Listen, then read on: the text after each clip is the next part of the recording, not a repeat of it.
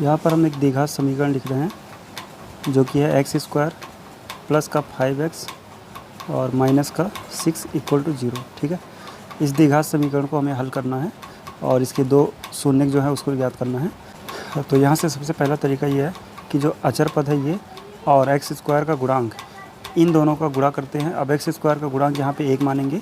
ठीक है, तो 1 और 6 का गुणा कराएंगे, 6 आ जाएगा।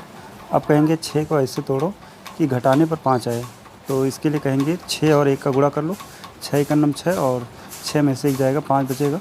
तो अब यहाँ पे लिख पाएंगे एक्स स्क्वायर प्लस का ये जो 5 है इसको हम लिख देंगे 6 माइनस 1 एक्स और माइनस का 6 बराबर 0।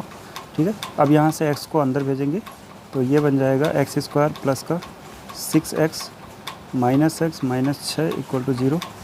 ठीक है, अब इन दोनों से देखो x कॉमन हो जाएगा यहाँ से, तो x कॉमन लेते हैं, बचेगा x प्लस का 6 और इन दोनों में माइनस का 1 कॉमन होगा तो x प्लस 6 बचेगा इक्वल टू 0।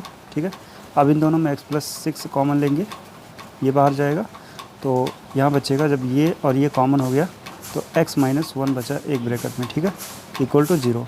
और अब यहाँ से एक बार अगर हम x प्लस 6 को 0 करते हैं तो यहाँ से हमें मिल जाएगा x इक्वल टू माइनस का 6। ठीक है, एक आंसर ये आएगा।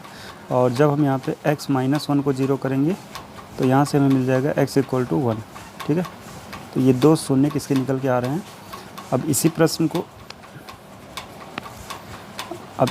को अगर ट्रिक से करना हो तो कैसे करेंगे वो देखते हैं। यह है एक्स स्क्वायर प्लस का 5x माइनस 6 इक्वल टू 0। ठीक है, यहाँ पे कहेंगे कि इस 6 को ऐसे तोड़ो कि मल्टीप्लाई कराओ तो माइनस का 6 आए और जब ऐड करो तो प्लस का 5 आए। ठीक है, तो इसको तोड़ेंगे यहाँ पे 6 इंटू 1 पे। ठीक है, तो मल्टीप्लाई करने पे माइनस 6 लाना है, इसलिए हम यहाँ पे माइनस 1 लगा देते हैं। अब 6 इंटू माइनस 1 होगा मल्टीप्लाई तो माइनस 6, और जब इन दोनों को ऐड करेंगे तो प्लस का 5 मिल जाएगा। ठीक है, तो यहाँ से इसका जो फैक्टर मिला वो 6 और माइनस 1 मिला, और इसी को देखते हुए आंसर करेंगे। यहाँ पे देखो 6 प्लस का है ना, तो आंसर में माइनस 6 आएगा, और यहाँ 1 माइनस का है तो आंसर में प्लस का 1 आएगा। ठीक है, ये इसका आंसर है जो कि हमने यहाँ पे निकाला था।